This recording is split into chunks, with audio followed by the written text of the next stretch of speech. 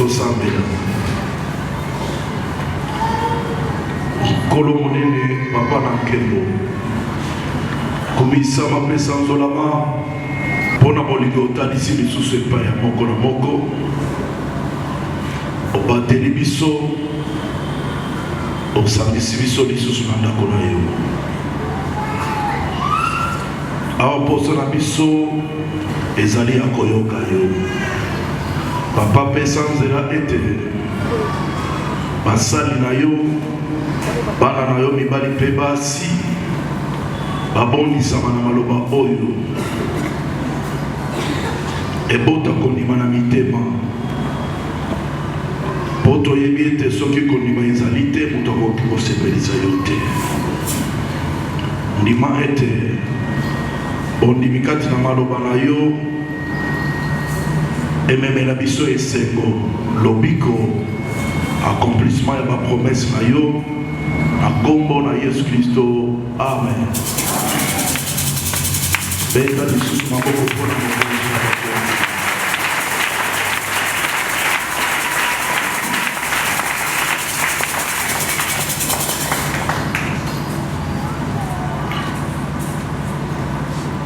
fete ya molimo nano esili te yango nalobi na yo ete bonne fete ya molimo osepeli te bonne fete ya molimo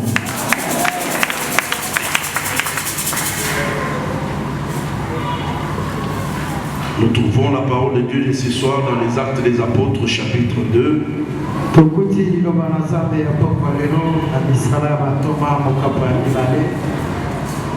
lisons les versets 12 à 19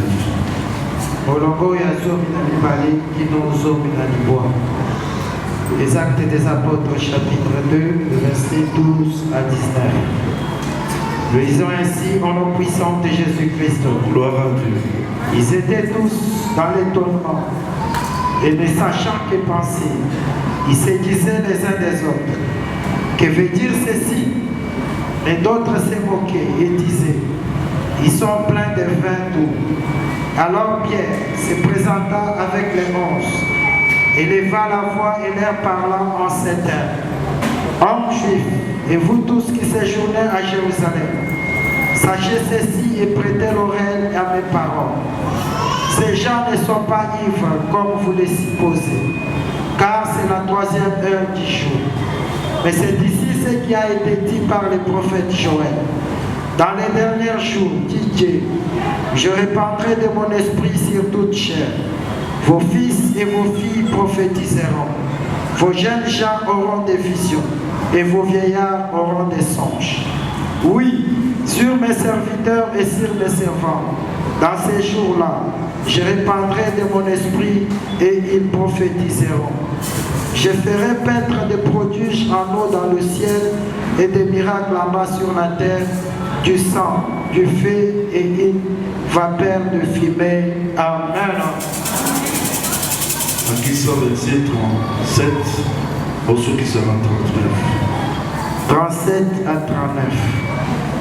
Après avoir entendu ces discours, ils firent le cœur vivement touché et ils dirent à Pierre et aux autres apôtres, hommes frères, que ferons-nous? Pierre leur dit, répandez-vous et que chacun de vous soit baptisé au nom de Jésus-Christ pour le pardon de vos péchés et vous recevrez le don du Saint-Esprit.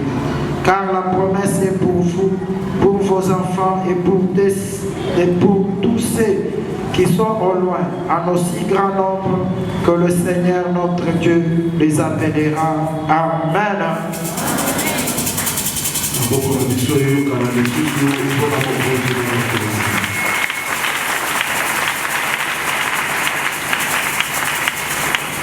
Les botana yawe nzambe toloba amen ya bien. Bakisa amen ya molimo eyokana. Soyez bénis au nom de Jésus-Christ. Ce que nous venons de lire, c'est ce qui s'était passé le jour de la Pentecôte.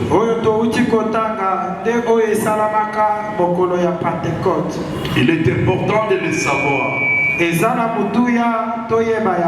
Important d'y croire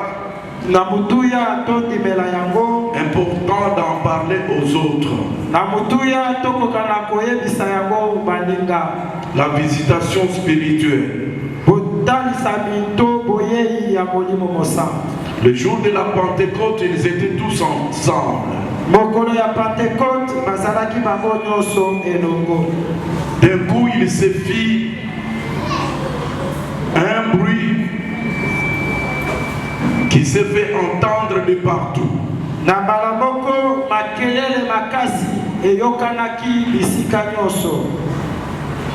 De telle manière que les uns et les autres accourirent pour savoir ce qui s'est passé.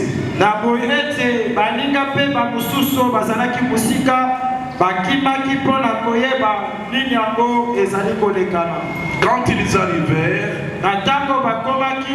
ils trouvèrent sur les têtes des disciples de notre Seigneur Jésus-Christ des flammes de feu qui s'allumaient.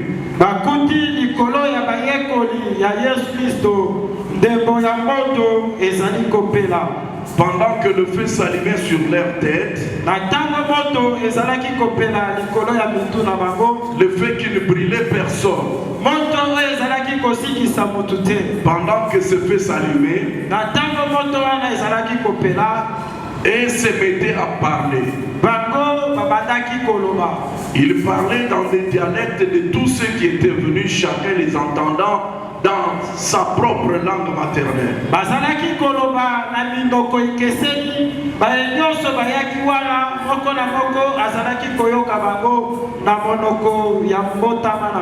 C'était vraiment étonnant. Parce qu'il se disait, comment expliquer que ces gens qui ne sont pas de chez nous, ils sont tous galiléens, mais ils parlent en nos langues maternelles.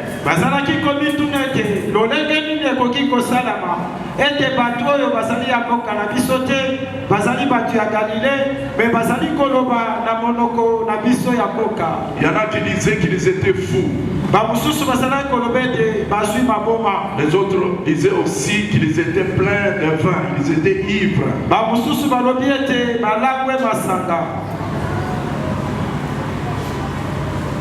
Comme ils se posaient des questions qui n'avaient pas de réponse,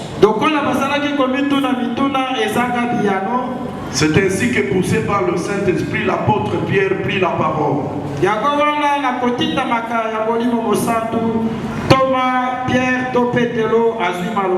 Il demanda aux Juifs et tous ceux qui séjournaient à Jérusalem.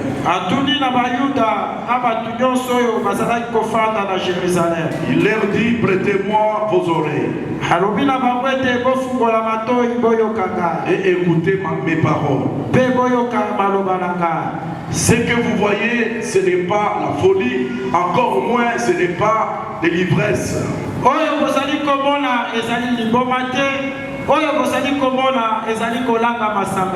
Mais c'est plutôt l'accomplissement de la prophétie de Dieu par la bouche du prophète Joël.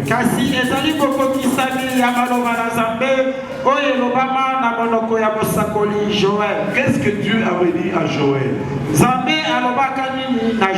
Joël prophétisa en disant que dans les derniers jours, dit Dieu, je répandrai de mon esprit sur toute chair. Vos fils et vos filles prophétiseront. Vos jeunes gens auront des visions. Et vos vieillards auront des songes. Certainement dans les derniers jours, je répandrai de mon esprit sur mes servantes et sur mes serviteurs, tous prophétiseront.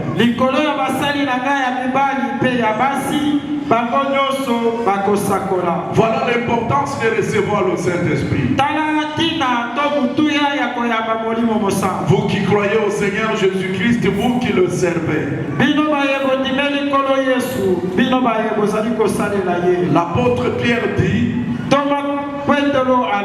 selon la prophétie de Joël, sur toutes les servantes et sur tous les serviteurs, l'Esprit de Dieu sera répandu et ils prophétiseront.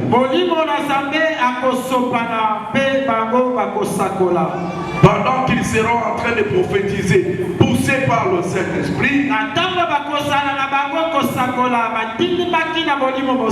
Dieu ajoute en disant: je ferai paraître dans le ciel et sur la terre des prodiges, des miracles.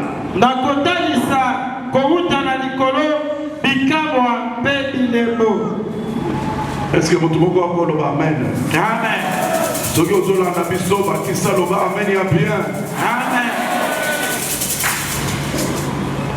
Vous verrez dans le ciel des prodiges. Il y aura sur la terre des miracles. Il y aura du sang. Il y aura du feu. Et il y aura de la fumée. Ces choses arriveront. Et c'est aujourd'hui leur accomplissement.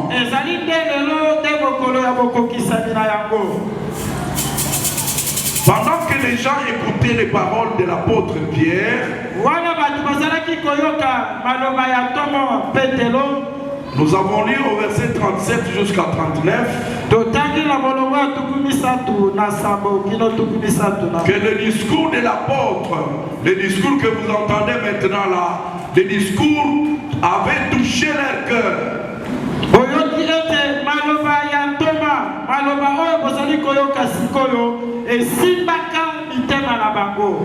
Le discours où les paroles de l'apôtre avaient touché leur cœur.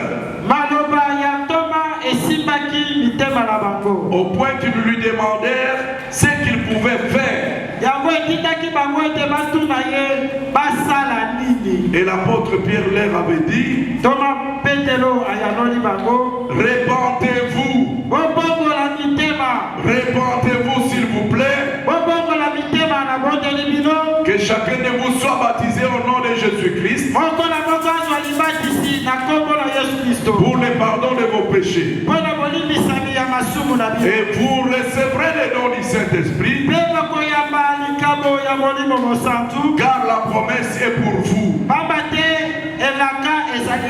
La promesse est pour vos enfants.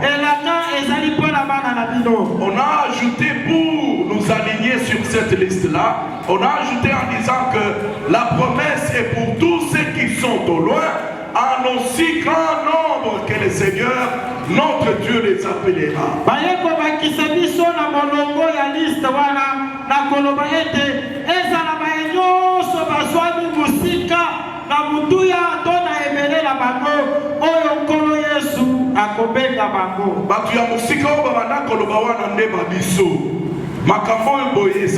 Jérusalem kuna biso tozalaki te mais na maloba ya bosakoli toma lobiete ezali elaka onzambe apesa na batu nyonso koloba ete na mikolo ya suka na kosopa molimo pamba te elaka eza ya bino eza pe ya bana na bino me kolongola bino na bana na bino elaka epesameli pe batu nyonso oyo bazalaka mosika bakozala pe ebele kolandisa ndenge nzambe ye moko akobengisa bango ndenge tozala boye biso bato tozalaka bapaya na masolo ya molimo oyo tozobeta awa me bamonaki biso na motu ya otakala elaka epesama ete soki yawe nzambe asopi molimo yo mpe okozwa bana na yo bakozwa nga mpe nakozwa bana na nga mpe bakosala nini yo bakozwa beta nano maboko mpo ete bayebi yo elaka eza ya yo beta maboko bakisa mololo mpo na likambo ya molimo obeti maboko ya bien te obeti mololo te peut-être oyebi ntina te.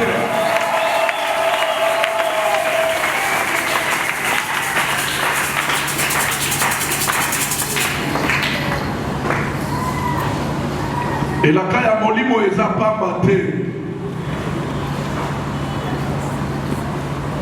Mais nazongela na condition o bapesi pamba te koyoka lisolo ya molimo eza bien. Mais koyamba molimo eleki nyonso. Okoki koyoka lisolo bazobeta yango yoki yango na matoi na yo, mais makambo yango esalemeli yo te. Mais awa boye ya moto ezali ya koyeba soki makambo yango eza ya solo ndenge bazoloba boye nasala nini mpo ete ekokisama mpe na vi na nga, nasala nini mpo ete ezwa mpe bana na nga. eyano eza moko balobi ete bongola motema. Osala nini? Nayoki te balobi osala nini? Yo obongola motema, c'est-à-dire osala ndenge Moïse asalaka ndenge tolobaki dimanche, olongola makambo ya mabe oyo ozalaki kotambola kati nango ya elobeli mabe, koyoka mabe. Soki moto alobi likambo ndenge mosusu yo okei kobalula yango na ndenge na yo kaka mpona kobotela bato makambo. Alors bongola motema na yo ezaleli wana esila. Au contraire osepela na koyoka liloba na Nzambe, na kondima yango mpe kosalela yango. Soki osepelisi Nzambe suka likambo ya molimo ekopesame na yo na kombo ya nani? C'est mon loboko to samela. Loba ete yawe Nzambe na bomo. Yawe Nzambe na bomo. Na yo kini loba na yo. Na yo kini loba na yo. Et la kaya molimo ezali pe yanga. Et la kaya molimo ezali pe yanga. Na kombo na Yesu Kristo. Na kombo na Yesu Kristo. Et la kaya molimo ezali pe yanga. Et la kaya molimo ezali pe yanga. Beta maboko loba ete molimo na yo apesa melanga. Molimo na yo apesa melanga. Molimo na yo asala kati na nga. Molimo na yo asala kati na nga. Molimo na yo apesa melanga. Molimo na yo apesa melanga. Abundelanga bitumba. Abundelanga bitumba. Apesa nga elonga. Apesa nga elonga. Molimo na yo ateyanga. Molimo na yo ateyanga. Molimo na yo akambanga. Molimo na yo akambanga. Ye moko abondisanga. Ye moko abondisanga. Na kombo na Yesu Kristo. Na kombo na Yesu Kristo. Molimo na yo akambanga. Molimo na yo akambanga. Asalisanga. Asalisanga. Nyonso ya kala. Nyonso ya kala. Etika binanga. Etika binanga. Etika binanga. Etika binanga. Na kombo ya nani o? Ya Yesu. Beta maboko na mulolo.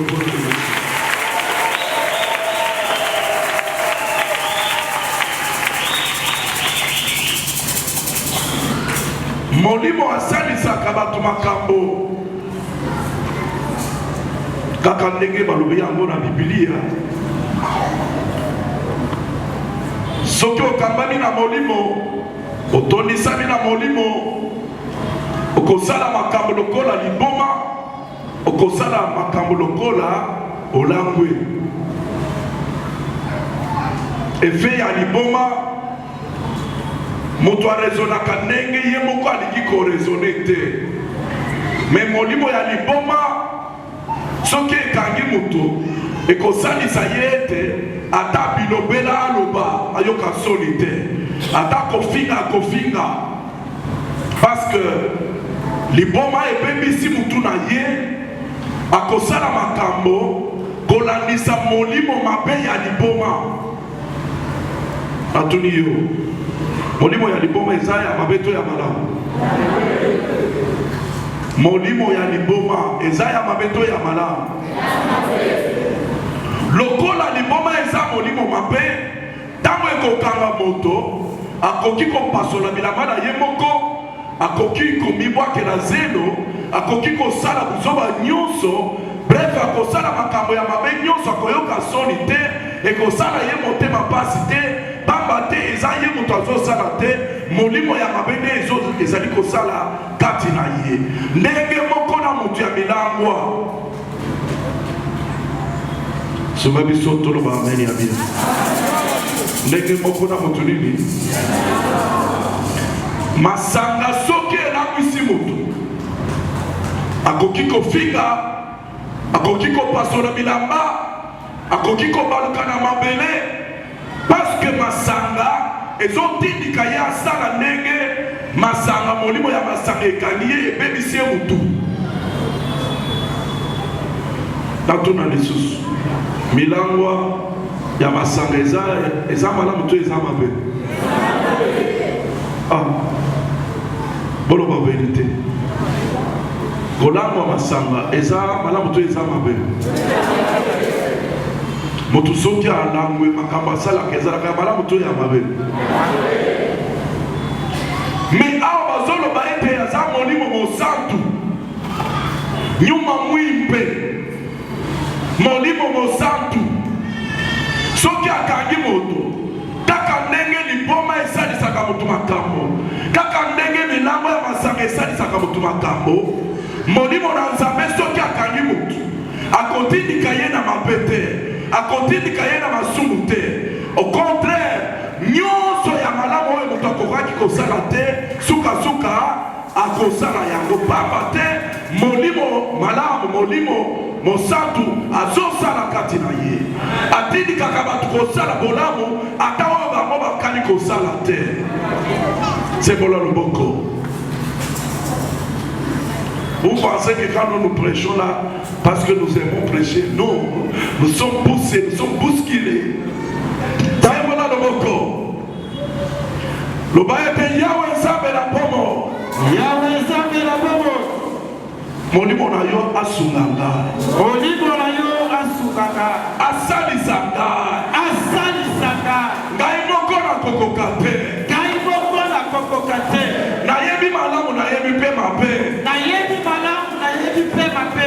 Me ngai moko nazokoka kosala malamu te. Kasi ngai moko nazokoka kosala malamu te. Malamu nalingi kosala. Malamu nalingi kosala. Nazokoka yango te. Nazokoka yango te. Soto ezobendanga. Soto ezobendanga. Makambo ya mokili ezobendanga.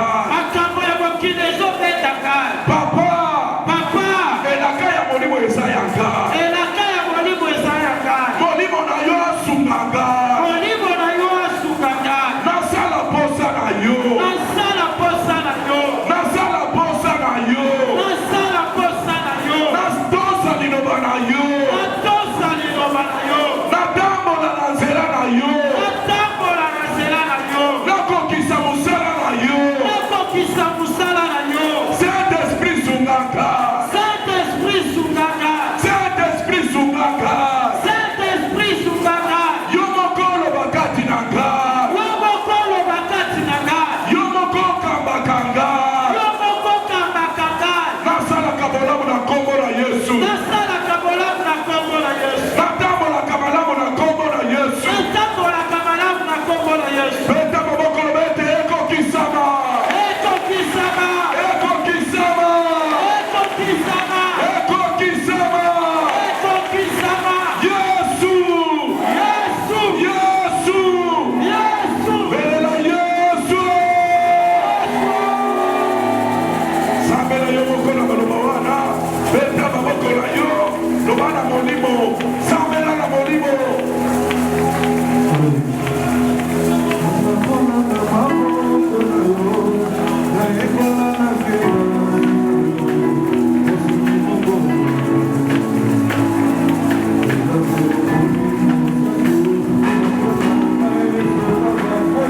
Maboko mpona Yesu.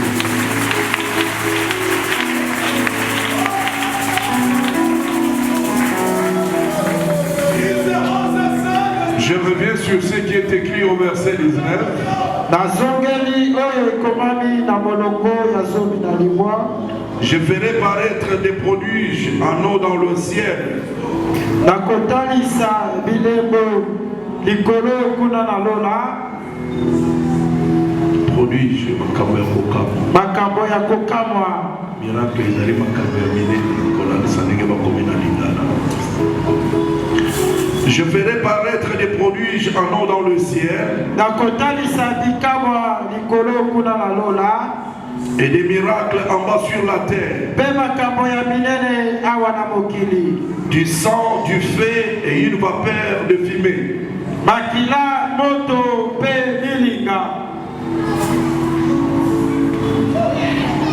Dieu a promis de faire des prodiges dans le ciel, des miracles sur la terre. Dieu a précisé qu'il y aura du sang qui va couler.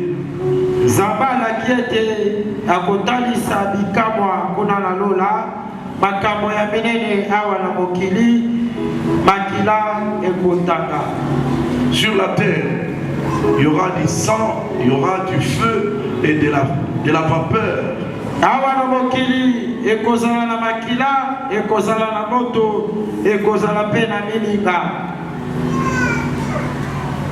Ce qui a poussé aux gens de se demander, sans comprendre ce qui arrivait, c'était quoi? C'était le feu qui s'allumait sur les têtes sans que ces têtes se consument.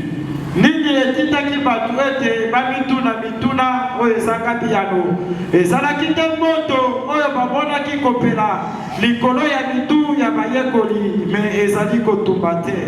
des personnes qui étaient toutes en feu étaient en train de dire des choses incroyables.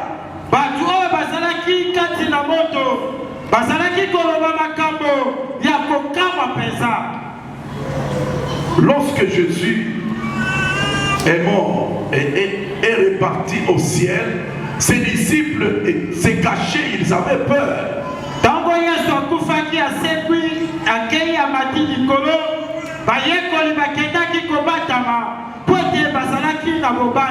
Parce qu'ils avaient vu comment le Seigneur était tué. Ils ne pouvaient pas se permettre, comme le Seigneur était tué, ils se disaient, on va le tuer aussi. Bref,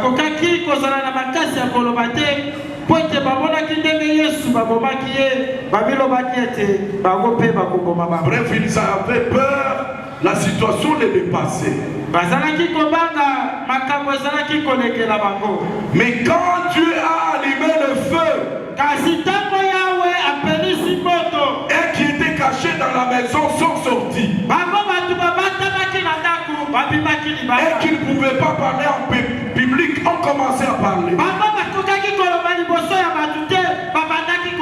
Ils prophétisaient, ils disaient les merveilles de Dieu sans peur. Ils n'avaient pas peur parce qu'ils étaient poussés par le feu de Dieu. Et les Nikoloba étaient, les Kamo et Sobangisayo, les Kamo et les Sakabatunyonso, ce qui monte à Monimo et Pelikatina yo, Yokobanga les Soussou, Tabaloyete Obimakate, ce qui Monimo. Appelez moto katina yo suka suka kosalani okopima suka suka koloba suka bao batikana kokama yo te bakosalani bakokama ngai. C'est ce qui était arrivé à Moïse. Quand il voyait les buissons ardents, il s'était tourné pour voir, comprendre pourquoi les buissons ne se consumaient pas.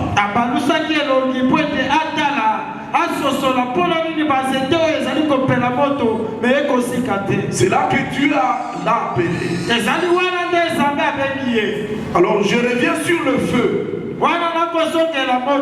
Que le feu de Dieu s'allume en toi. Kaka ndenge masanga esalisaka bato makambo, kaka ndenge liboma esalisaka bato makambo, moto pe esalisaka bato makambo.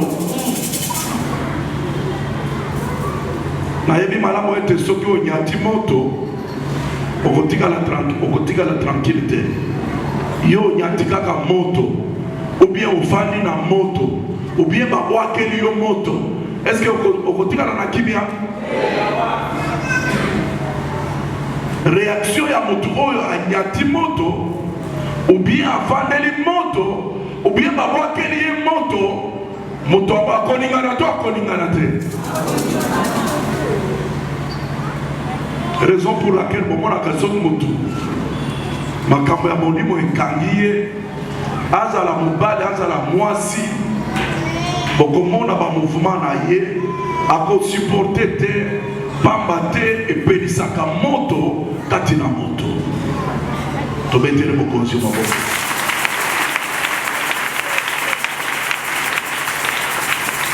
Alors na poko ya lelo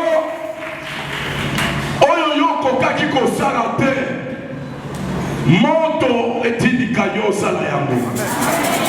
Bisika kokaki kokota te moto etindika yo lokola moto ya liboma osala nini okota telema na luka. Bazobundisa yo babotole yo nyonso batala kaka nsima ozolanda bango okangi bango obandi kobeta bango obotoli nyonso bazokomprendre te makasi wana euti wapi. Sunganga toloba nkolo Yesu moto ya molimo na yo epela kati na nga loba bien moto ya molimo na yo epela kati na nga na mipwaka na banguna na nga na bunda na banguna na nga moto na yo esunga nga yanga nyonso babotola moto ya molimo esunga nga nakanga banguna na nga nabeta banguna na nga nabotola biloko na nga nabotola esembo na nga molimo na yo asunga nga ata na kindoki ata na kisi bipai nyonso baboma esembo na nga esika nakoki kokoma te na nzoto oyo esika nakoki kokoma te na nzoto oyo molimo na yo asungaka ata musika wapi na nzela ya molimo na yo beta maboko na bete napimela bango napimela bango nabeta bango nabotola esembo na nga nabotola sante na nga nabotola mbongo na nga molimo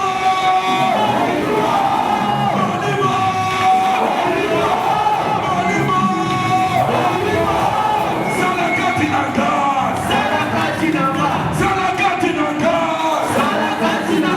na kombo na Yesu bakuna bakwea na kombo na Yesu bakuna bakwea bakasi Yesu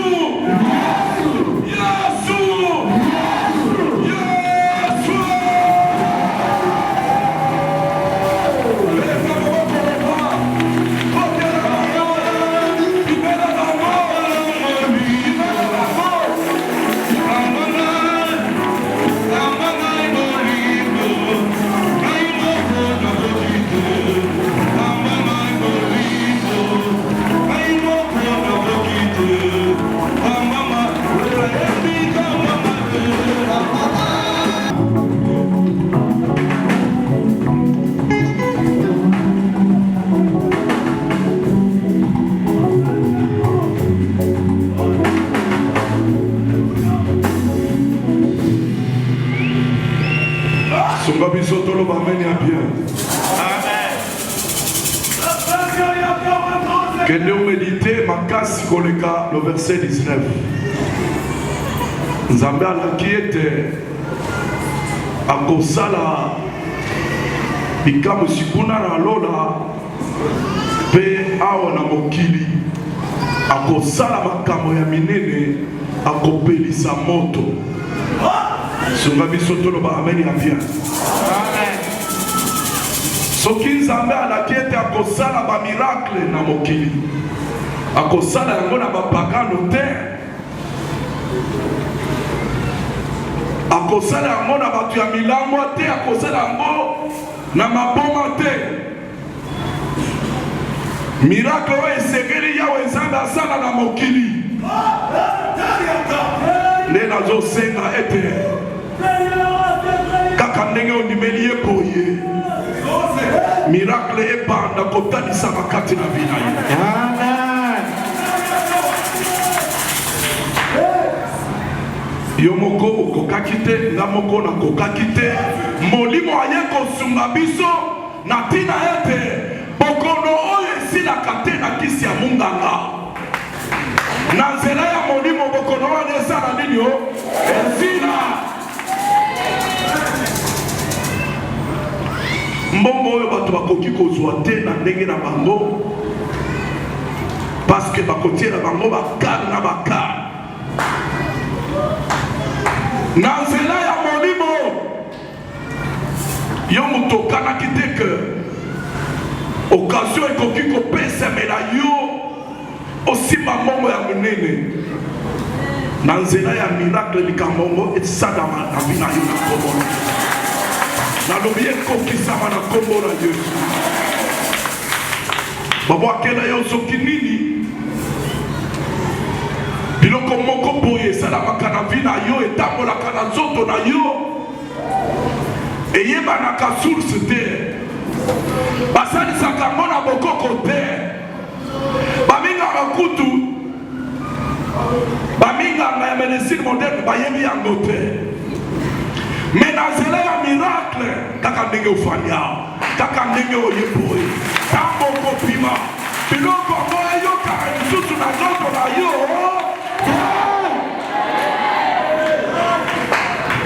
Yo moto olalaka bien te na butu, batielaka yo bavideo ya molili na nzela ya miracle. Soki babwakele yo bademo nini na nzoto, babloka nyonso makambo nazoloba, eza pasteur akosala te, eza yo moto okosala te. Nzambe ye moko alobi ete akosala miracle mpo ete obika na kombo ya nani yo? Ya Yesu. Loba ete miracle esalemelaka. Miracle esalemelaka. Batisa mongo loba miracle esalemelaka. Miracle esalemelaka. Bikuke oyo ekokaki kofungwama te esala nini yo? Efungwama. Miracle ezalaka na explication te. Je ne sais pas vous expliquer le miracle. Je ne sais pas en déterminer le temps. Parce que je n'en suis pas l'auteur. Peut-être nazali auteur na bote. Kadiani bishima bienzeka. Kazitango bikamuseko salema. Bantuka bakumi une photo. Batu bakososola ya bote. Nomona bikali bienzeka. Okomona kake salami. Baba ni kwele wakule na to. Balobiete yo koki kobota te. Wakuse ni moto. Yo kobana te. Iwe bakakwa kama to.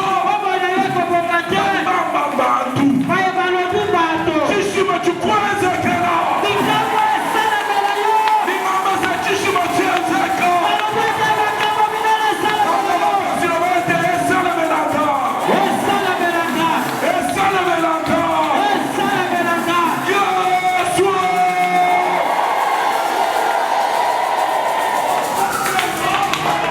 Jana pona nkolo melanza. Tikala kimi anasambelela yo. Malu atibana babantu kaba imokwenza to. Makambo yo bana ya batu bakoki kosala te. Mwezi wa bishima. Osali bikama. Tino loepi. Pokwa ya lelo. Kuni balibalwa. Epeba ya baye oyo. Bishima byaba byezeka. Bikama na yo esalama. Byezeka mumibilia. Esalama na zoto na bango. Byezeka mumbaza ya. Esalama na bandako na bango. Byezeka mumitimu ya byeza. Esalama na misala ya maboko. Byezeka mubana balala. Esalama na bana baboti. Mudira na Yesu Kristo. Na kombo na Yesu Kristo. Bishima bibanga.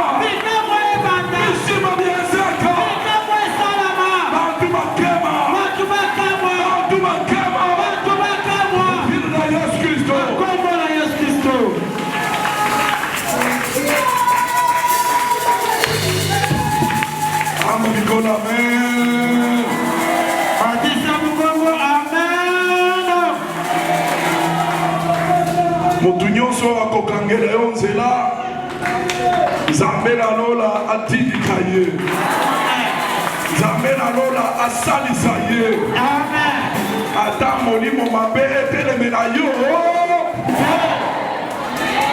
Soyez bénis au nom de Jésus. Soyez bénis au nom de Jésus.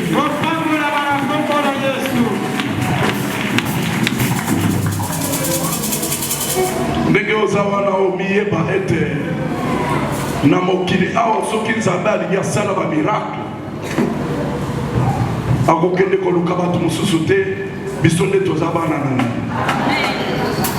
Miracle ezala ya mbongo, ezala ya ba voyage, ezala ya ba promotion, ezala ya mabala, ezala ya kobota, ezala ya nini esalemela bino na kombo ya nani yo.